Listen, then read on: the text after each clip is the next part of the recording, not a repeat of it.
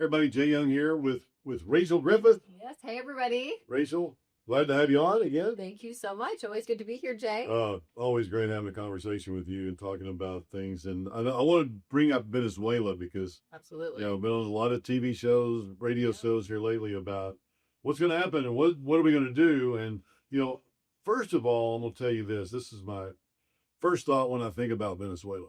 Is the United States needs oil.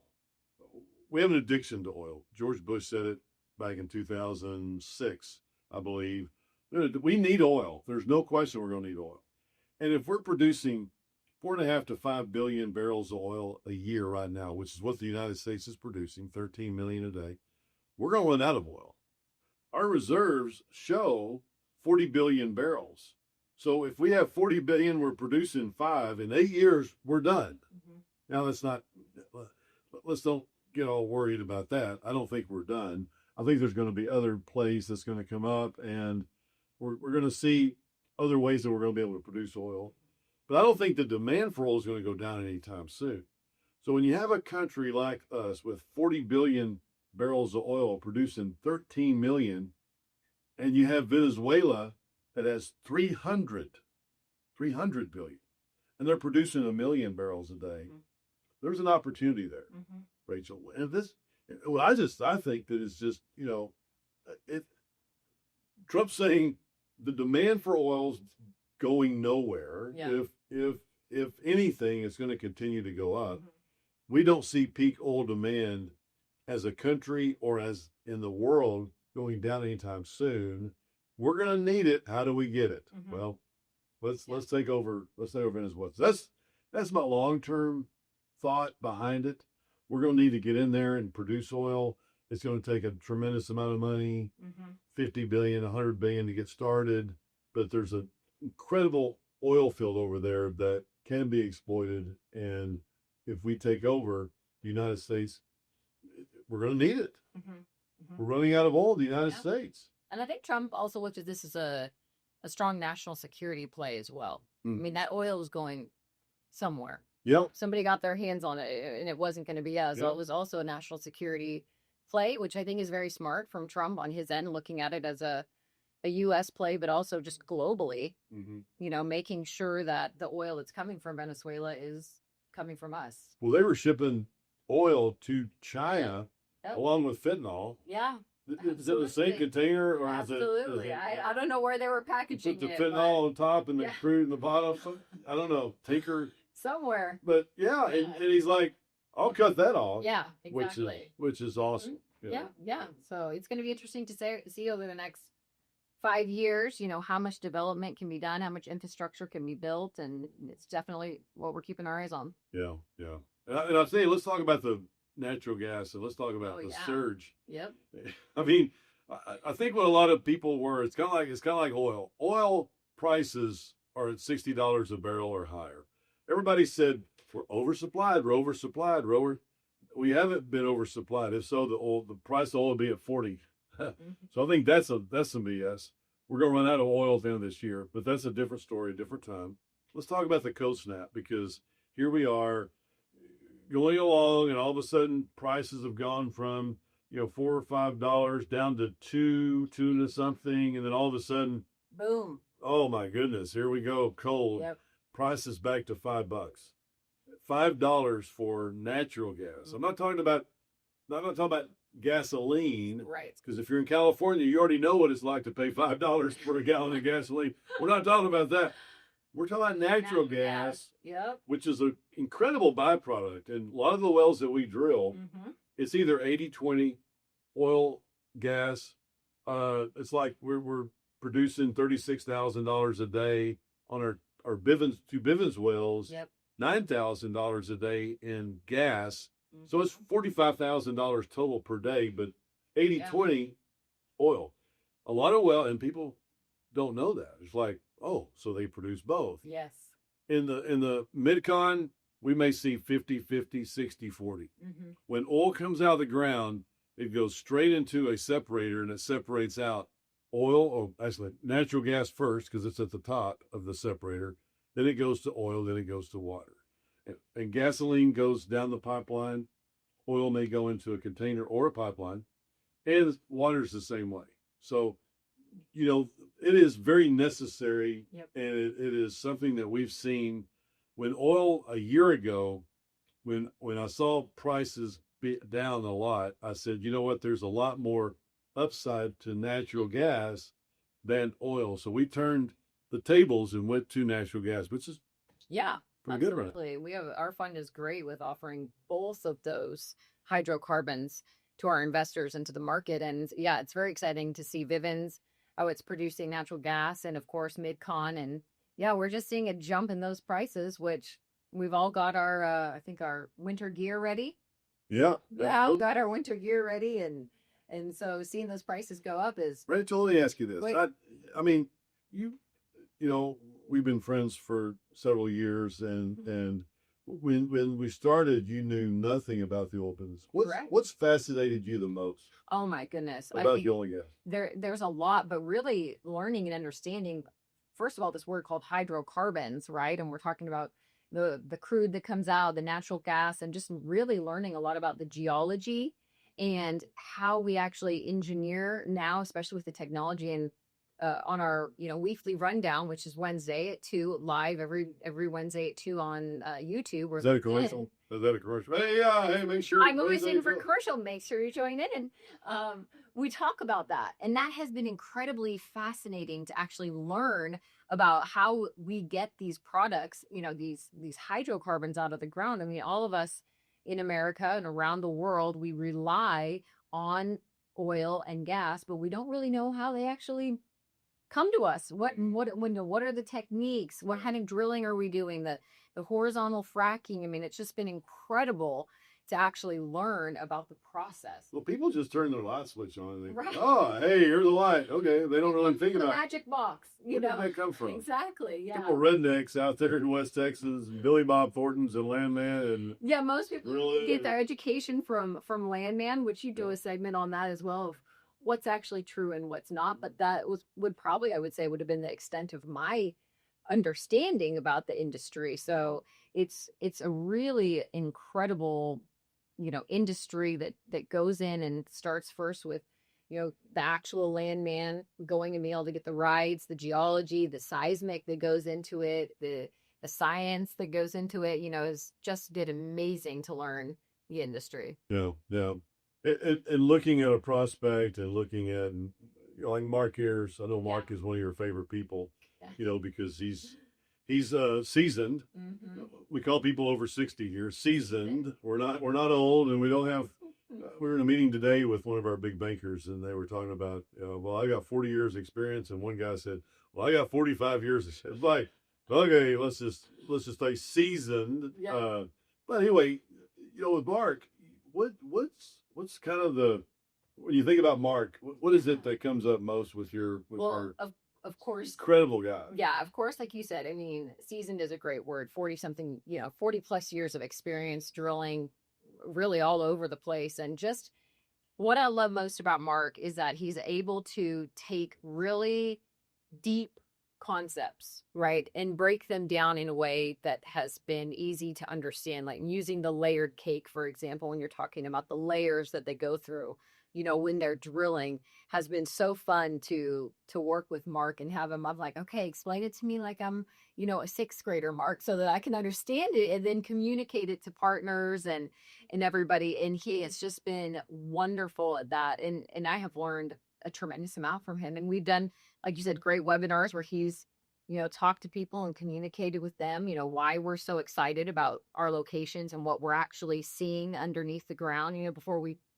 poke a hole in it. Yeah. Right? Before we poke a hole in the ground, there's a lot that goes into it. And he's great at teaching and explaining those things. 100%. His excitement and his smile. Yeah. That little smile when he talks about the Bivens project and Mm-hmm. the potential there, and there's also some other areas there. It's 60,000 acres, and it's kind of like a sandbox, playpen. I mean, it's like there's so much oil there Mm-hmm. that they want to keep a rig running there, 24/7, 365 days a year, which we may do. Matter of fact, we'll make it 2 rigs next year. This is what my thinking is. But in the meantime, we have this opportunity to look at a lot of different formations, Yeah. and there's there's just so much opportunity there. So it's really good. Absolutely.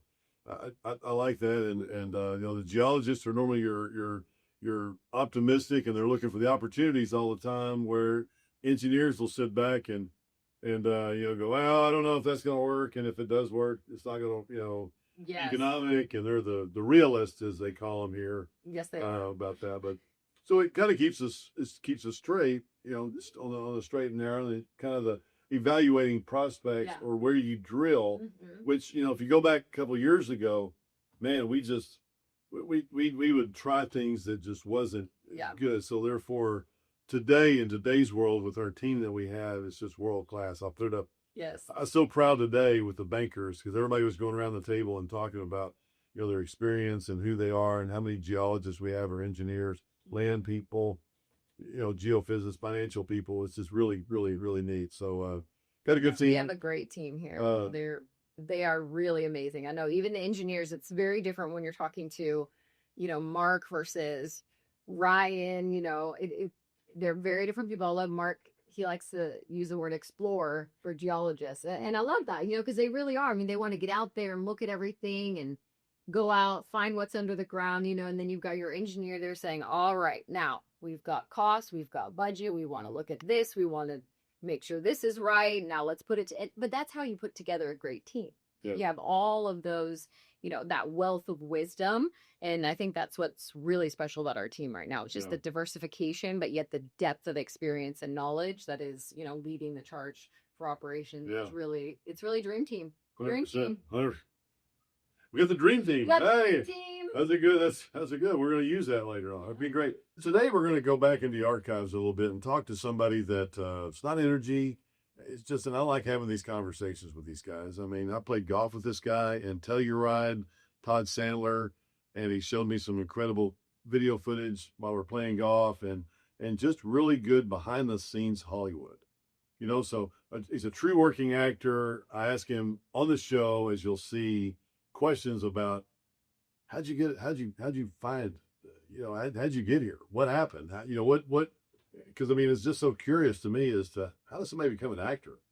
It's hard. It's hard to get behind a camera, even the short time that I am. It's hard to put yourself up and do it. But you know, with all the different great actors out there, and Todd definitely puts himself in this. I wanted to find out more about exactly how do you get on Everybody Loves Raymond?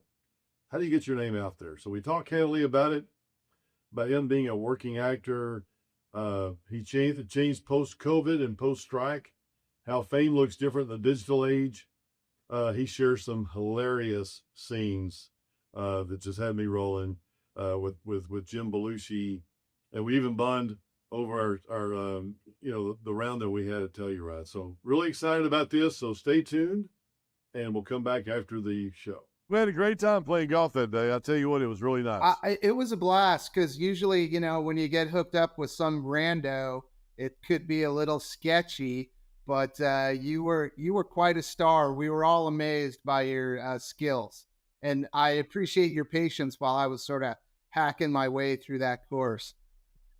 Oh man, it was a lot of fun. It was so much fun, and I love playing with your dad, and he was doing his best, and he's a trooper, man. I'll tell you what. I mean, what a guy. Think about it. He's had his hip replaced 3 times. He's blind in one eye. He's wearing hearing aids, and he's a lefty. So I mean, he had a few things going against him, eh? Blind in one eye, can't see out of the other, and he's hitting the ball down the middle of the fairway, and he has to hit it every 100 yards or something. But he had a great time, and he was quite a guy to be with, and he had a great story, man. I mean, to know that he went into I think it was in the 70s, he went into Vail, Colorado. He loved snow skiing, and he loved Colorado, and he loved snow skiing. He's like, what can I do to make a living? And he started a franchise, some Chinese food, or like what did you call it? It was a Japanese steakhouse in 1972. It was actually written up in Time magazine. Wow! And they went out to Japan, and he recruited guys, some cooks, to come out to the mountains, and Vail was, just starting, and Yeah. they had this place in the heart of Vail Village, and then summer rolled around, did pretty well in the winter, and then summer rolled around, and people weren't really in the mountains at that time in the summer, and these cooks were sort of like, what the hell what are we doing? No one's here. There's fiddling around with chopsticks. So Wow. but then he opened one up in Chicago, and then he opened up another one in the suburbs of Chicago, and everyone had him confused because his name's Ron. They had him confused with Ron of Japan, but he's like, no, that's a different guy. I'm Ichiban. So, Wow. That's amazing. Really, really neat guy. Good story. And then, of course, you grew up in Chicago, and tell me a little bit about your story and your background and kind of how you got into acting.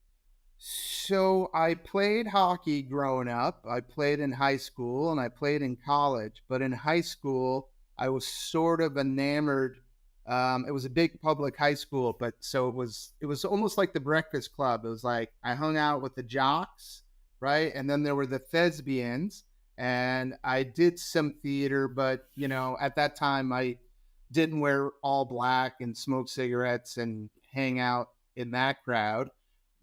But I always was kind of enamored, just thrilled by. I had been on stage a little bit, and then I went off to college and I studied broadcast journalism. I wanted to work at ESPN. Then I realized what I really wanted to do was be an actor. So I went to New York City and I studied acting. And I worked at the very first Planet Hollywood in New York City. We started a theater group, the Planet Hollywood Players. Met a couple of agents there. I did a 2-year Meisner program. I moved back to Chicago. I started doing theater there. And I got my SAG card there, and I got my agent there. And my agent said, if you really want to work in television, you got to move out to LA. So I packed up and moved to LA. And my agent in Chicago worked at an agency in LA, and they took me on to represent me. And that's how I got the ball rolling. Wow.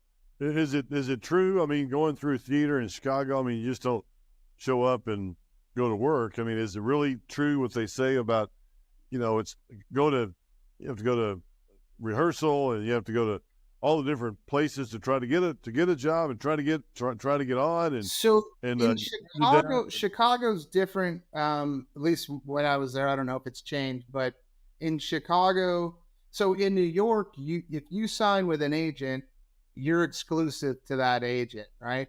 If you go to Chicago, you what they call multi-list, and so different agents can send you out on different auditions, and if you book a job through that agency, they get the commission. But I did that for a little while, and then I was doing theater, and then I signed with this agent, and I booked a Bud Light Spotlight commercial, and then I booked another commercial about recycling in Chicago, and that's how I got my SAG card. And then they said, you can't go to LA without a SAG card. So yeah, it's like a ton of auditions, and you hope you break through, really. Yeah. So how many auditions a year do you think you did the first year? Or you're how old are you at this point? Oh man, dude, I play like late 40s to mid 50s. I'll tell you, I just turned 57. Oh wow. Awesome. You look great. Oh, thank you. So do you. You're a handsome lad. When did you start acting? Was it like right after college or during college? So right after college, I actually lived in Colorado, and then I moved to New York with my buddies from school. And that's where I did a 2-year Meisner program and totally bought in and said, this is what I'm doing. Huh. If I'm going to struggle, I'm going to do it this way. Yeah. That's awesome. Good for you. And so you moved to New York and then went to Chicago and just kept getting, is it true? I mean, the more you get, the more auditions you go to, the more likely you're going to get to. It is a numbers game for sure, right? You just got to keep putting quarters in the slot and do your work and do your homework and be prepared. And, if you fit the mold and, you're what the writers had in mind, then you got a shot. I will tell you I'll tell you kind of a funny story, actually. When I lived in Chicago and they sent me out on a print audition for an major Old Spice campaign, right? I don't consider myself like a male model, right? But they wanted a rugged guy who was mountain biking. And so I go to this call and they're like, take your shirt off. And so there are all these guys there, everyone's with their shirt off. And I'm the only guy there with chest hair. Like all of these male models have waxed chest. I was like, oh, I'm not booking this job. They don't want the hairy guy with his bicycle all over the Old Spice. And I'm like, well, why not? That's where you need deodorant, right? It's like, what are these hairless dudes for? Oh my gosh. That's awesome. So did you have a big break? What was your big break? And I don't know, theater, or you go from theater to television. Let's talk about that. But also, what's the big break, or why'd you go from one to the next? So when I moved to LA, I joined a theater company, but this is a TV movie town. So people don't really go to the theater. I did a ton of improv. I had an improv group that we stayed together for over a year, and we did a bunch of shows.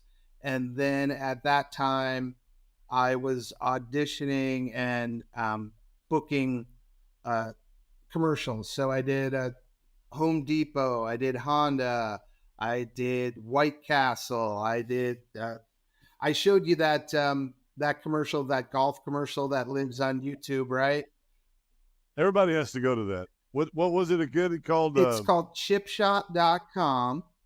And and I get hit in the nuts with a golf ball, right? It was during that whole .com boom. And they wanted that for World's Funniest Commercials. But the other guy that was in the spot, his agent was like, no, I don't want him overexposed. And I was like, that's kind of dumb, but whatever. I did that. Then I did Everybody Loves Raymond. And my first job, I played a paramedic on The Practice. I was on The West Wing. I was on House. I did few episodes of Glee. So I am what you call a rank and file actor, character actor that, they're like, oh, wait, that guy looks familiar. I know that guy. So, hard on the one hand, I guess it's great not being a star because I have a life. And on the other hand, I still have to go out and bang on doors and audition. So I'm still waiting for my big break. I've had mini breaks. I've made some birdies. I've made some pars. Had a few bogeys. Some doubles. So what was the improv group that you mentioned a minute ago? You said you're in. Yeah, I was in an improv group. We were called Wood. I was not at the Groundlings. I was at another place called the Bang Studio, which was started by some people that were at Second City in Chicago that had moved out to LA.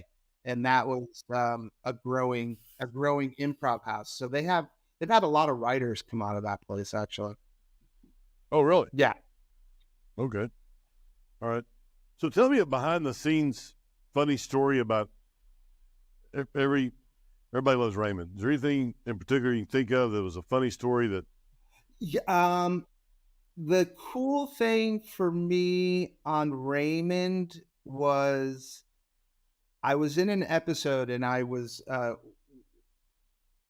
referee in this basketball game, and the coach of the basketball team was the guy who plays the voice of Homer Simpson. So I felt like not only am I hanging out with Raymond, oh my God, I'm on set with Homer fucking Simpson. And Oh my it God. was like just a cool, funny dude. And it was like at the time it was like my second or third job. So I was more just like excited to be there kind of thing. But it was a super cool experience. Yeah, I'll tell you, when I did an episode of According to Jim with Jim Belushi, I played the cheesehead, and I was screaming about Brian Urlacher, saying I hate him when I actually loved him. Was probably some of my finest acting when I was screaming that Brian Urlacher sucks. Jim Belushi was eating popcorn in the scene, and he starts yelling at me, and little pieces of popcorn were flying out of his mouth.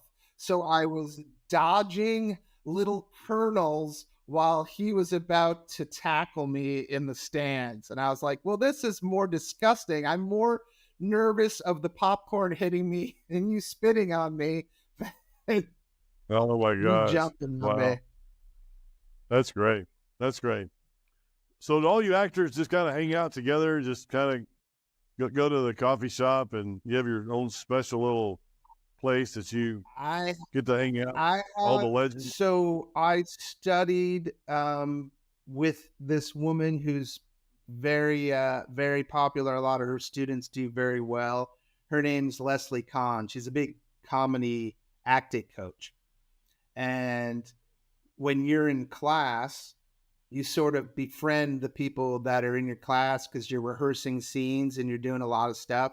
So I still hang out with a lot of those guys, and we help each other with auditions, and we, have lunches and play golf and try to help each other get jobs. Wow. That's great.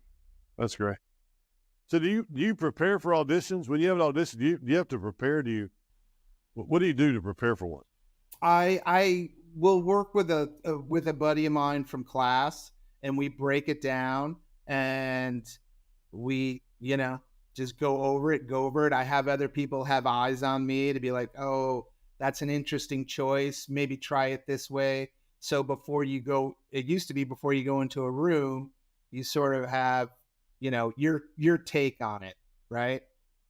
And now, since the strike and since COVID, everything is pretty much uploaded online. So you don't get to go in the room with the casting director and what I say when they say you can play, right? So you do a take, and the casting director will give you a note and say, oh, can you try it like this? And it's really important to see if you can take an adjustment, or you can take direction, or you can spin it a different way. So the director, producer, writer has something else to look at.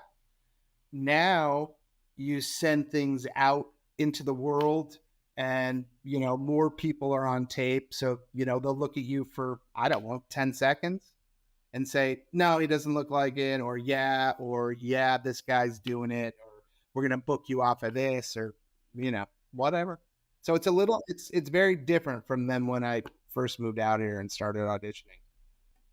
Is it a lot harder? It's a lot harder because you don't know. Like I can upload 2 takes, right? And sometimes they only want 1 take, and you don't know because no one's giving you a note. You don't get the feedback that you would get if you were in a room, in a casting director's room, or having a producer session where, like, it used to be super exciting, right? Like you would go say to Sony or Paramount or whatever, and you go, and then you do your audition, and then the casting director will say, okay, I want you to do it like this. I want you to come back. Your producer session's at 3:00 this afternoon.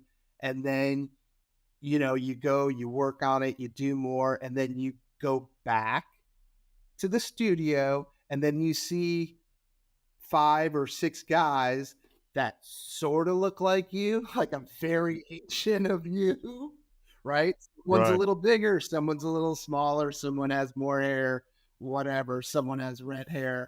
And then you're like, okay, well, now it's between me and 6 guys, right? And then it becomes, well, what did the director, what do you want? Like, you can all have a great audition, and then it becomes, look. So what's the most valuable lesson you learned in your acting career so far? You have to be prepared. You have to be on time. You have to listen. Yeah. Right? You have, Coachable. I did a Toyota commercial, and it was shot on the Universal lot, and it was supposed to be a snowstorm. And I am the type of person that is like, okay, if your call time is 2:00, then I'm going to show up at 1:45, right? Because I don't want anyone looking for me. I don't want anyone waiting on me.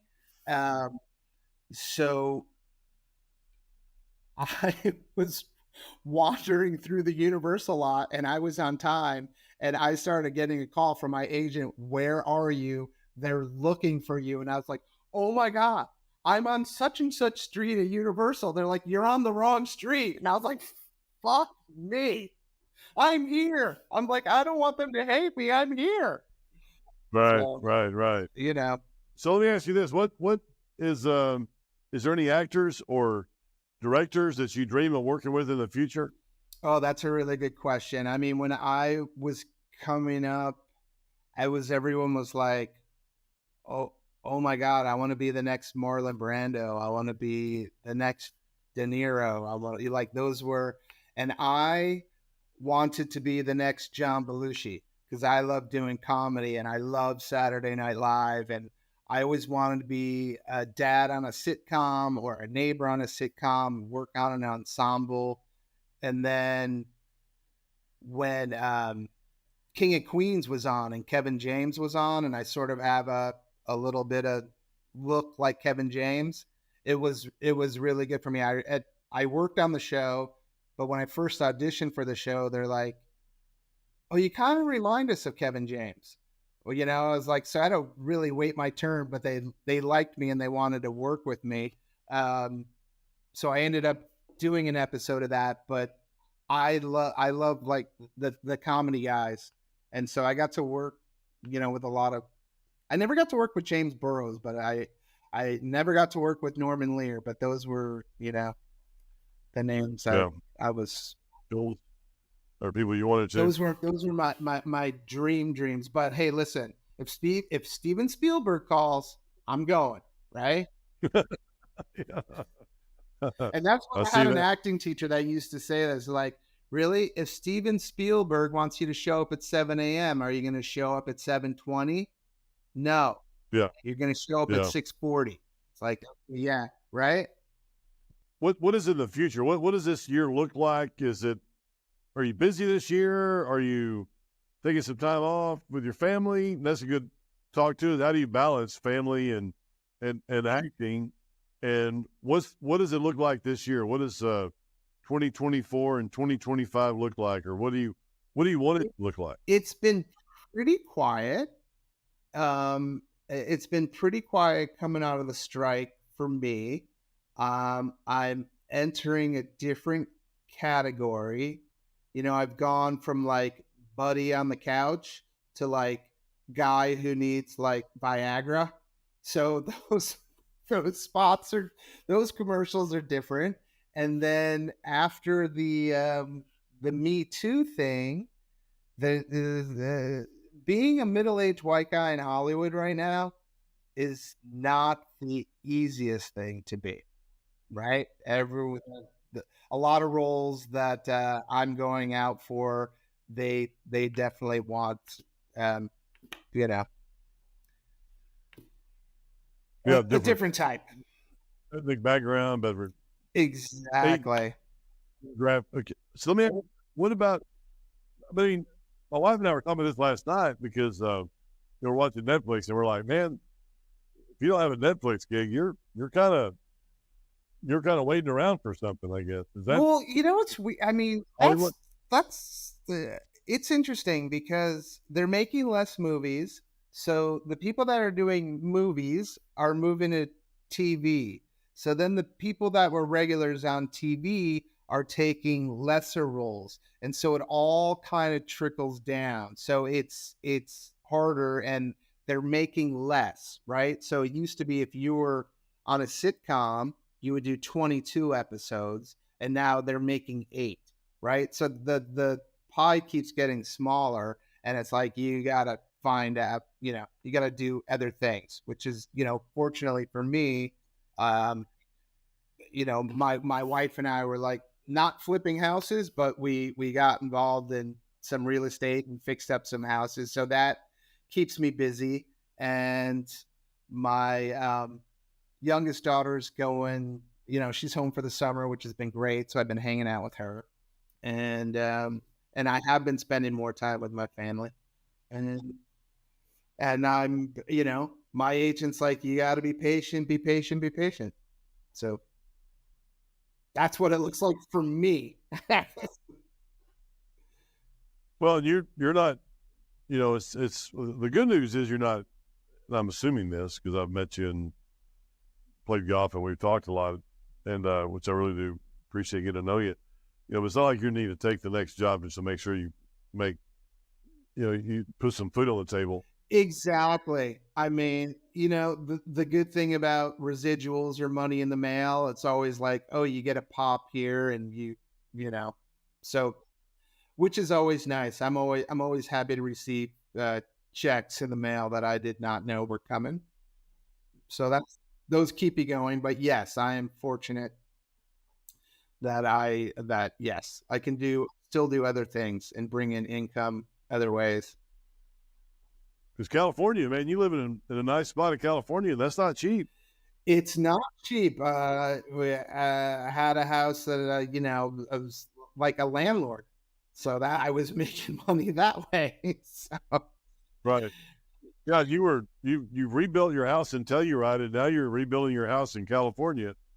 I mean, you got a lot of things going on here. And just now I'm in escrow in the house that I'm sitting in right now. I sold it to a couple that live in Austin, Texas, which is weird because most people from California are rolling out to Texas. Now I got people from Texas coming to California. Wow. That's pretty crazy. Yeah, that is. I found that to be helpful. Yeah. So we have a listener out there too that probably wants to get into the industry. They want to be an actor, actress. They want to be famous. What kind of advice would you give them? The people that want to be famous are now like on TikTok and their YouTube channels, and they're the content creators. That's how you get famous right now. Young people making content. Right. The old-fashioned way. Then people go on reality TV shows. They've never. Did you see that viral video of the girl who's like Haktu? The Haktu? Yeah. You on her, right? Yeah. Yeah. So, what? She was interviewed on the street, and now she's making public appearances for thousands of dollars. So it's like, who knows how you become famous? And you know what I mean? I don't think that was a planned interview. That she just kind of threw it out there, an overnight sensation. But there's also people out there that are smart, that try different things all the time. Not everybody's going to be able to do a hog tui. Exactly. So, I mean, if you really want to do it, you study, you start doing theater, you start working, you sort of pay your dues, do theater for free, get as much experience as you can. I mean, people, everyone now is like instant gratification, right? It's like, oh no, I want to be a star, but I want to skip this step. I want to skip I want to go from A to S. You know what I mean? Like amateur to star, but I don't want to do anything. It's a little weird. Right. It's a, Right. It's like me. It's like I want to be on the senior tour, right? I want to be on the senior golf tour. Yeah, but I don't want to practice. Exactly. I don't want to practice, but I want to be. Yeah. Yeah. Exactly right. How do you stay motivated? And just keep right on grinding. How do you stay motivated? I have the I have the no quit attitude. Just a lot of perseverance, and to me, it's worth it because when I get to be on a set, it's the greatest thing ever. But I coach a lot of youth soccer. I coach some club soccer, and that's sort of what I try to instill in the young people is just not giving up. Right? You just got to, if you really want it, you just got to keep going. Right? Because eventually, it is going to hit. You keep doing your work, right? Oh, exactly. My dad was the same way. My dad told me don't start something and don't finish. I got my Eagle Scout. He told me, I don't know if he knew what I graduated college in, but he knows I graduated college because he kept on me so many times about finish college, get a college degree, because nobody had ever had one in our family. So he's like, be sure and do that. And I said, what do I get my degree in? He goes, I don't care, just get a degree, Yeah, that's amazing. I mean, you got to show up, right? You got to keep showing up, and absolutely, you want to win, you got to play. Yeah, you got it. What? So tell me one thing. We'll wrap it up, but I want to make sure. What is there anything in particular we're going to look out for you this year? What is it that we need to look for? Hasn't happened yet. Unfortunately, sorry to disappoint you. Nothing. Yeah. I have nothing in the pipeline at this moment. You can look for me maybe on the golf course. We can get another round going. I'd love that. Matter of fact, that was so much fun. And Telluride, it was such a beautiful place. And we played the day after Scotty Scheffler hit the hole-in-one on number 17 on that Telluride golf course. What an incredible course. We weren't anywhere close to it. I think you were closer. I think you beat me on that hole. But it was really a great course. I didn't beat you on any holes. You're very humble.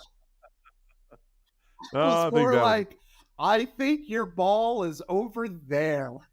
I'm not sure. Oh, you're so kind. It was a lot of fun.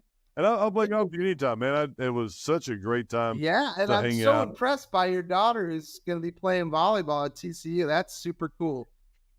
Yeah, thank you. I appreciate that. I'll tell her you said hello.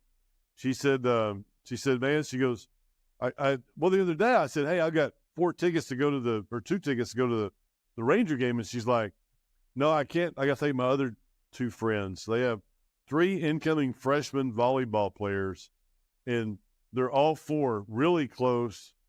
So far, it's only been a month or so. They may change in the next month. But she's like, well, if I can't take all my friends, I don't want to go. And I'm like, all right, well, I'll find 4 tickets next time for you. But she loves it, loves volleyball, loves TCU. Go Frogs. I mean, it's just a really, really great experience. Yeah. So looking forward to that. Good for her for being a great teammate. And again, auditioning is like you have a bad play in sports, right? It's the next play, the next audition, the next one, right? That's what keeps you going. Absolutely. Well, Todd, be sure and keep us informed about what's going on. I can't wait to hear more about what your career is, and you and your family and your girls and how they progress. And I look forward to seeing you. I think you're going to be up in Telluride in September. Yeah. You? Right. I don't know. I'm going to try to be. I got a volleyball schedule coming out, so it's a hit and miss. But other than that, I do want to get up there, and I'd love to get up there. I mean, I played golf in long sleeves in July. It was like 120 in Vegas. It was 100 and something in Dallas, and I was wearing long sleeves in Telluride. what a beautiful place. And I know why you guys have a house up there and spend time up there. What a beautiful place. Yeah, But you're a bit soft to be wearing long sleeves up in that nice mountain weather. oh my goodness, man! I'll tell you what a beautiful You know place. what? We're gonna do it again because it was super fun. Absolutely. Well, Todd, let's stay in touch. Let's be sure and stay in touch, and we'll keep you. Everybody here will make sure we keep everybody updated on what Todd's doing and his next Hit the Nuts commercial. If you haven't seen that yet, you need to make sure you see that. Are you still getting checks? Not from On that. that? That's unfortunate. When that hits YouTube, I get nothing. Oh, wow. Yeah, Unfortunate. I know. Anyway, Well, it was my pleasure. So I really appreciate it. It was great seeing you again, and good luck with your show. And this was super fun. Todd Sandler was awesome. Wasn't it good? Isn't it great to be out there? So I love being out there. I love meeting new people because you never know. Here I am on the first tee box. 3 guys come up. One guy's in the golf cart. I say, hey, I'll just get in with you, and it's a guy like this. So you never know what's going to happen, and what a great learning experience. And I'm glad that's why I really am thankful for my life and blessed is to help share those experiences with you. And I thought it was a great interview, Todd. Thank you so much for that. Everybody, Jay Young here. I got Rachel. Rachel Griffith, Everybody, good to be with you again, Jay. Senior Vice President at King Operating Corporation. And I am just so excited. We're going into our 30th year at King Operating, and it just makes me seasoned. We don't want to talk about old people. We won't talk about seasoned. We don't want to say, hey, we're seasoned. We've been around. We have an incredible team we put together here at King Operating we're excited about. But this is talking about the Jay's Weekly 5, and I'm blessed to go in with it with Rachel today. The word of the week is progress. Yeah. Progress, forward movement through steady, intentional action. I love that. I think that's really, really good. It doesn't just show up overnight. It compounds. It's investing in its faith, momentum, and consistency. That's right. Progress to you, what does progress to you mean? What is it? I love the word progress. And I think a lot, I think sometimes we think of progress, it's like you're always getting something done. You're moving forward. And a lot of progress is made through forward motion. But yet, if you look at real progress, sometimes you stumble back. And those stumble backs, I think you learn. Mm-hmm. If you're willing to learn when you're trying to move forward, even when you fail or you miss it, because we're all going to do that. We're all going to miss the mark at times, right? That's life. But it's actually getting back up.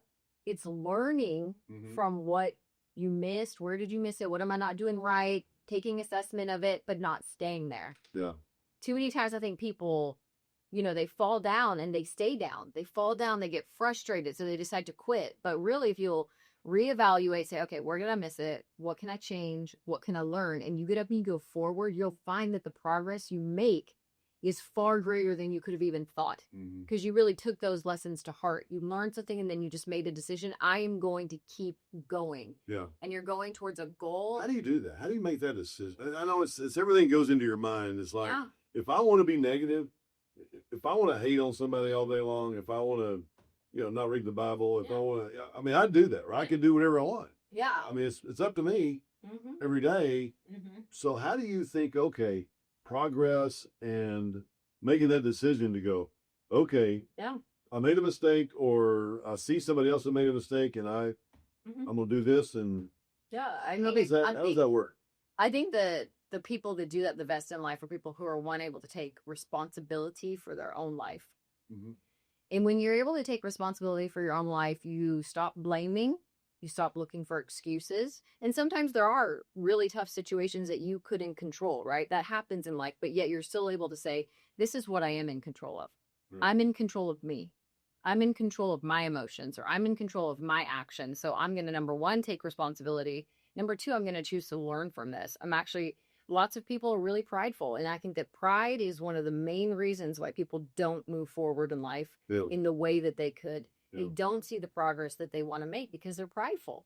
And they want to think, oh, I did it right, or you were the reason, or, I'm doing everything perfect and it wasn't my fault. But when you're just honest with yourself and you're able to be transparent, take responsibility and be humble, those are the greatest learning opportunities to make progress in our lives, because you actually change. But You're able to make that force correction. And I think they say when they, don't quote me on this, but there is when they set the trajectory in space, like if they're going to the moon or they're going somewhere, they get up there and they put those coordinates in, but they constantly have to course correct to get to where they want to go. And that's really how life is. It's small course corrections when we're able to look at ourselves and look at what's going on and just take responsibility and say, okay, I know where I can change right there. And I'm going to do that. And that's really, I think, some of the keys to progress that is lasting and that takes us to the next steps. Yeah, good. That's I guess I'm trying to think, okay, that's good. But we can sit and think about that all day long, but how do we decide at this point? We got to go. Yeah, you got to be It's like, you got to be a person of action. Yeah. Yeah. But if you think about your goals and thinking about what's my daily goals, it's kind of like I heard, I think it's Joe Rogan. Yeah, Rogan the other day. I was listening. Yeah, Joe Rogan. Good old Joe Rogan. He said, somebody asked me one time, this kid asked me, he said, what would you tell your 19-year-old self? And Joe Rogan said, I'd get the hell off TikTok. Because one day or 1 hour turns into one day, which turns into a week, which turns, next thing you know, you're 30. Yeah. So don't start. And it's like you just become, it's a drug, or it's like you don't have a goal, or you don't have a daily goal, weekly goal, and 3 to 5 year goal or something. And so you got to think, great. How do I do that? I think you got to have those goals, and then not just a goal where you're like, this is my goal. You need to have actionable steps, right? So if your goal is to, lose 50 pounds, you can't just put that up there, right? You have to have actionable steps that you're taking every day that is going to get you to that goal. You need to write them out. You need to have a plan, and then you need to act on that plan. Right. Absolutely. 100%. Hey, the Bible verse of the week that goes along with progress, as we chose Galatians 6:9. Let us not become weary in doing good, for at the proper time we will reap a harvest. Yeah, I love that. If we do not give up. So it's a blueprint for real progress. Tell me about it. What he's saying is the best visual that any of us could have for progress. A farmer goes out into his field, and number one, he prepares the field. Okay. So there's a preparation time where you're doing things and you're working and you're getting ready and you're tilling that field and you're getting the soil correct. And then you actually take a seed and you plant it, right? And then you cover it up and you water it and you do all the things you need, but you don't keep going back and digging the seed up. Is it doing anything? Is it doing anything? Right? Hey, what's going on over there? You don't go back and dig up your seed. And what he's saying is don't grow weary. When you don't see that sprout, you don't think, oh, it's not working. It's not working. You wait. You've done what you could do. You prepared. You keep watering. You keep doing the work that you're supposed to do. You don't just patience, but you've done all the steps you needed to do to see that seed come to fruition. And then, and so many people get impatient, Jay. They get impatient. They want to dig up the seed. Is it sprouting? Is it sprouting down there? But you can worry about it, right? You worry, oh my goodness, what's going on? Is it going to grow this year? Right, but you got to keep watering it. Yeah. You water it and you feed it, and you're doing everything you can do. And guess what? It is going to reap a harvest. If we don't grow weary, if you don't quit, it's going to reap a harvest. Right. Exactly. 100%. Great suggestions there. Love it. Podcast recommendations? Anything in particular that you're... Yeah, well, I like to listen to this interesting podcast from Bloomberg called Odd Lots. And it's just something I kind of filter in every once in a while. They talk about very interesting investments and economics. And I like to just sprinkle that into some of my financial listenings. And it's I like it because it's very unbiased. It's actually very unbiased. What kind of investments is talking about? Oh my gosh, all sorts of interesting things. It could be about AI, or it could be about an up and coming technology, or they just have all sorts of interesting topics. Businesses, like up and coming businesses. Yeah, I think I saw that one time. I think I saw that, and it was like a business that a friend of mine had started with the Dallas Cowboys and the concession stands, and they had this business, and but anyway, yeah, but they're talking about the business and talking how they built the business up and what happened and all that. So. Yeah. So the name, it kind of is a play on it, orthodox, because it's kind of interesting things. Yeah. Yeah.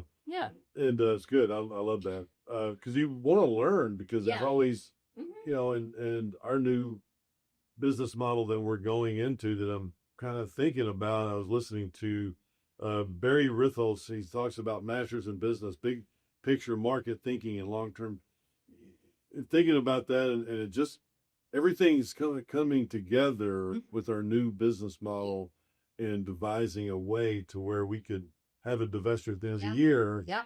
How does that work? And so just kind of all these different things. So good one there. Book recommendations. I got Ray Dalio down here, Principles. I don't know if you've read that, but it's incredible. This guy started, in New York, became a broker. Then he started in this little 1-bedroom apartment in New York, and now he manages. I don't know if he's at $1 trillion or not, but he's close to $1 trillion, and the guy's got plenty of money. And I think he's retired now. But any books you're thinking about right now? Yeah. How about the upside? Hey, wait a minute. Oh, the upside of oil and gas investing. This is always one of the books I have around. I've got one in my office, one in my house, one in my car. Wow. Yeah, that's the upside of oil and gas. Have you heard of this book? I have. Yeah. Matter of fact, I have the upside of oil and gas investing. It talks about the new model. The how the new model works and why it puts the traditional model to shame. And if you like this book, you're gonna love the second edition. Yeah. But you're not only gonna love the second edition, but you're gonna love our business model and what we do because it's different than what anybody else does in the industry. We're pioneers, and it's gonna be awesome. Yeah. I look forward to it. So thank you for. I mean, thank you for the book. I'm always reading lots of things, but I do love to keep this book around and keep going through it. It's full of great information, great stories. Why our model is different. Learning more about traditional oil and gas. So it really is. I am going to plug it now. If you don't have it, you need to get it. It's on our website. You can, if you want more information, kingoperating.com. You can get it on Amazon or the audiobook, Audible, which is great because you get to hear Jay's voice. And actually they say, listen to that Texas voice. If you don't like it, you can speed it up. You can speed it up a little bit. I'll sound like a mouse. But if you want to hear my voice, you can. But no, you gave one Texas analogy that I absolutely love in it, and it was so Texan. What'd you say? If you want to, you can stand on a tuna can wherever the location. Oh yeah, is so flat that you could stand on a tuna can and see your dog run away for how many days? 2 days or so. Yeah. I think you got to stand on two. You got to stand on two, but West Texas is so flat that you can see forever. And it's true. You can stand on 2 tuna cans. Okay, 2. And you can, or snuff cans. Okay, or snuff. So you stand on 2 snuff cans and you can watch your dog run away for 2 days. So I love that part in the book. It has great stories. Flat. It has a lot of different components, which I think gives a great background for our company as well. With you being a 4th generation oil and gas man, you talk about your family, and those stories are really cool and just interesting to listen to as well. So it's a great read. If you haven't read it, you need to get it and you will enjoy it. Yeah. Yesterday I was on a radio with I'm trying to think, click Larry, somebody with where was he at? St. Louis. Yeah, St. Louis. Oh, why did I question that, Laura? St. Louis. But anyway. Laura's over here, just in case we need her in the background. Exactly, yeah. We always need a little help. We need visuals or we need whatever. We got help. Laura. But anyway, and this guy said, I grew up in West Texas. I'm like, oh, hey, where did you grow up? What thing? He goes, Big Spring. I go, oh my gosh. So that's where my great grandfather and so we knew the same people. Yeah. Pretty interesting. It was kind of like so interesting that I'm not sure how his show went or his, but hey, we clicked off very good. So we need to make sure we keep up with him because his in Cahoma, which is outside if you're driving from Fort Worth, before you get to Midland, you get to Big Spring, and before you get to Big Spring, you get the big city of Cahoma, where back then, my dad said that all his uncles and they'd go to the stadium the football stadium every week and fight. Oh. They just beat each other up. Like a Fight Club. Yeah, nothing else to do. Hey. Boys gotta be boys. Men gotta get some things out of their system. Absolutely. Sometimes. Are So, we getting yeah. off subject? No Us, way. never. No way. We would never get off subject. TV streaming recommendations. Dirty Money. I haven't heard that one. A reminder that progress without principles isn't progress at all. I haven't heard that one, but it sounds kind of cruel. Sounds kind of good, but I will check it out this weekend. Sounds a little gritty. What else? Ted Lasso. Have you watched Ted Lasso or the Succession? Have you caught any one of those? Mm-mm. The Succession was really, really good because it does talk about a really rich guy in New York and his family and how that. I don't know if I agree with how it ends up or not, but I'm not going to tell you the end. But I thought it was really, really good, really classy. Yeah. Really classy. Great acting, which is good. So remember, progress isn't flashy. It's disciplined. Yep. It's faithful, and over time, it compounds, just like the harvest promised in Galatians 6:9. So thank you, everybody. I'm blessed to have Rachel here this week. Thank you, everyone. And maybe one of these days you'll come back. I to be will on the weekly absolutely come back. All right. Yes. Thank you very much, Rachel. Appreciate you. Thanks, everybody. Have a great week, and we'll see you back here next week. Thank you.